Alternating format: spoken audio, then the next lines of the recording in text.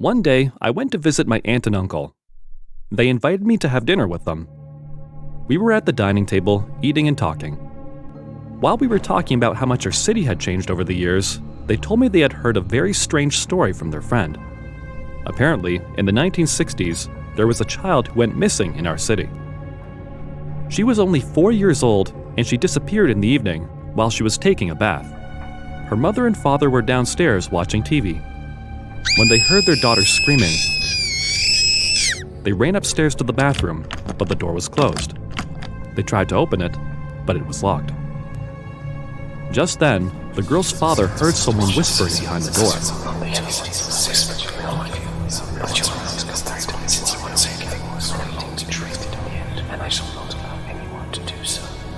He yelled out his daughter's name, but there was no response. Just an uneasy silence. The mother flew into a panic. She ran out into the street, screaming and calling for help. One of their neighbors came running to see what he could do, and together, they managed to kick down the bathroom door. The room was in darkness, and there was a strange smell in the air. When they turned on the lights, the parents of the little girl almost fainted at what they saw. The bathroom was a mess. The floor and walls were covered in blood. Trembling with fear, the father ran towards the bathtub. The water was stained with blood, but the little girl was gone. The room was empty. The windows were tightly shut. The door had been locked. There was no way for her to get out, but somehow the little girl had disappeared. She was never found.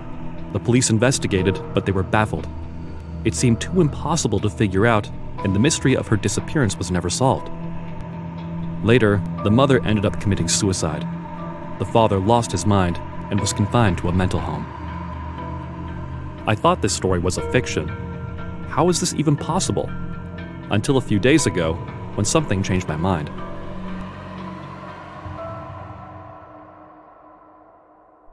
It all began when I heard a strange noise coming from my bathroom.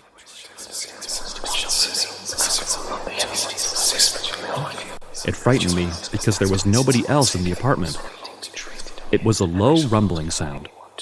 I decided to take a look, and when I opened the bathroom door, I was shocked to see all the shelves with shampoos and gels had been dumped in a heap on the tiled floor. I almost screamed with fear and ran to my bedroom. I locked the door behind me. All of a sudden, the lights went out, and the room was plunged into total darkness. I tried to calm myself down, telling myself it was just a coincidence. Then something happened that I will remember for the rest of my life. I heard the sound of laughter. It was the quiet laughter of a young girl, and it sounded like it was right here in the room with me. I heard small footsteps coming towards me in the darkness. I screamed and tried to flee, but in the pitch black, I couldn't find the door handle. My hands searched and searched, but all I could feel was smooth glass. In panic, I began to get disoriented. The darkness was so complete, I couldn't see a thing. My hands roamed along the walls, desperately searching for the door. I was more terrified than I had ever been in my life. I was shaking in fear. The cackling sound got louder and louder, with the inability to see anything. I started bashing the door that felt like glass, throwing myself against it like a trapped animal. I don't know how long it lasted, but all of a sudden, there was a loud crash, and the glass shattered. The light hit my eyes, and I found myself lying outside on the corridor. I picked myself up, and without daring to look behind, I ran as fast as I could. I dashed down the stairs, burst through the front door, and fled out onto the street. I didn't understand where to go or what to do. All I knew was that I couldn't go back to my apartment.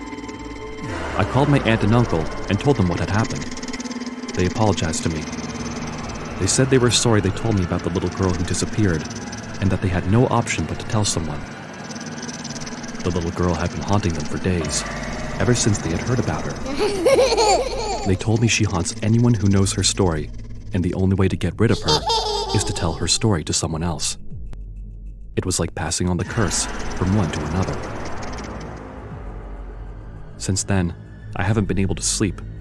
Every time I close my eyes, I hear her cackling laughter. I changed my apartment, went on a vacation to take my mind off it, hung out a lot with my friends so that I am not alone. but nothing seems to work. It has been driving me insane.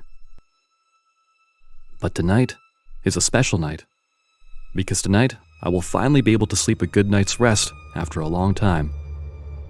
Whoever you are, thank you for listening to my story, because the little girl who mysteriously disappeared is behind you.